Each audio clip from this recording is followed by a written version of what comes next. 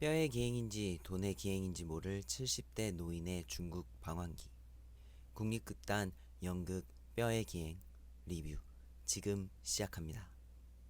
때는 2004년 9월. 무대는 소극장보다 큰 중국장 크기의 무대 공간과 깊이 그리고 수화물들과 함께 시작합니다. 죽기 전 마지막 수건이었던 70대 노인이 된 아버지 준길의 부모님 유골 고향 선산에 모시기. 중국말도 하나 못하는 준길은 과거 중국 동북 지역으로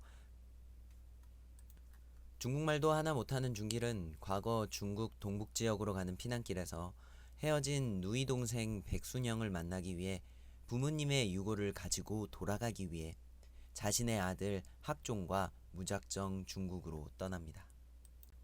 틈만 나면 서로 티격태격하는 준길과 학종. 준길은 하루하루의 사건들을 수첩에 기록합니다.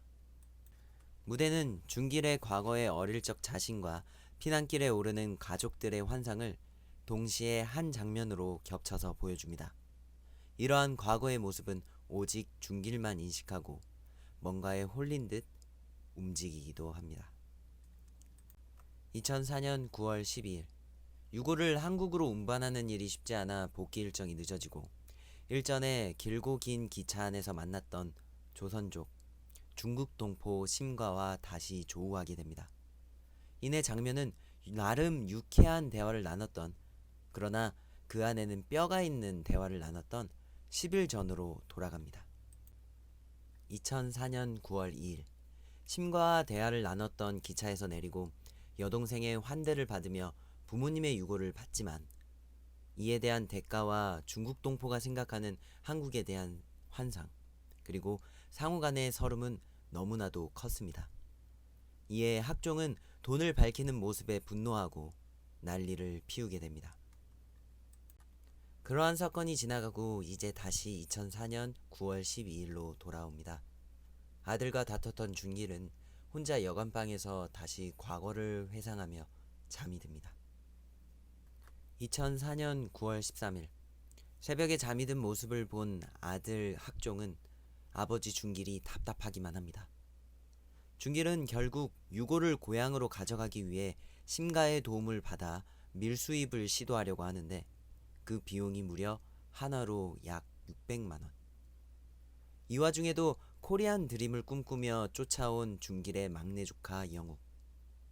과연 이들은 유골을 가지고 무사히 한국으로 돌아갈 수 있을까요? 수화물들은 무대의 빈 공간을 잘 채워주면서도 수화물의 역할을 톡톡히 하고 있었습니다. 포구 머신의 연기와 조명과 공간의 활용, 과거의 모습 속 주요 인물들을 제외한 사람들이 정지 장면으로 있고 그러한 과거를 그리워하고 연민하고 동시에 원망하는 준길도 인상적이었습니다. 개인적으로는 소품을 활용한 은유도 많았던 것 같습니다. 예를 들면 꽃과 노래, 소화물들, 장난감 기차 등등. 그리고 그중 가장 은유적이고 인상 깊었던 장면 중에 하나는 어린 순영과 어린 준길이 장난감 기차를 두고 손잡고 떠나는 장면. 아니, 그 환상이었습니다. 작품 자체가 다소 답답하고 지루할 수도 있었는데 내내 유쾌한 흐름으로 바꿔주는 심가역 배우분도 굉장히 인상적이었습니다. 중국 동포를 못 믿는 한국인과 돈을 밝히는 중국 동포들.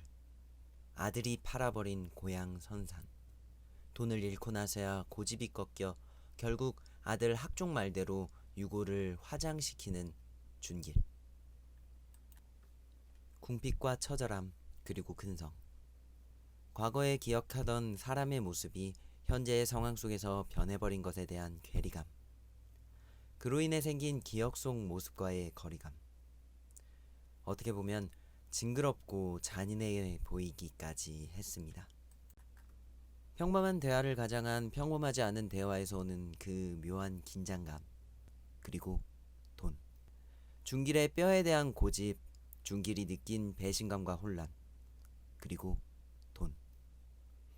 믿음과 신뢰의 문제. 누굴 믿어야 하는가? 중국 동포, 가족, 나 자신, 아니면 죽은 부모님? 결국 똥이 덜 닦인 기분으로 찝찝하게 끝이 납니다. 고향으로 돌아와 공사 중인 선산에 골분을 뿌리며 끝이 납니다. 제 점수는요, 10점 만점에 8점입니다. 이상 연극 뼈의 기행 리뷰였습니다. 감사합니다.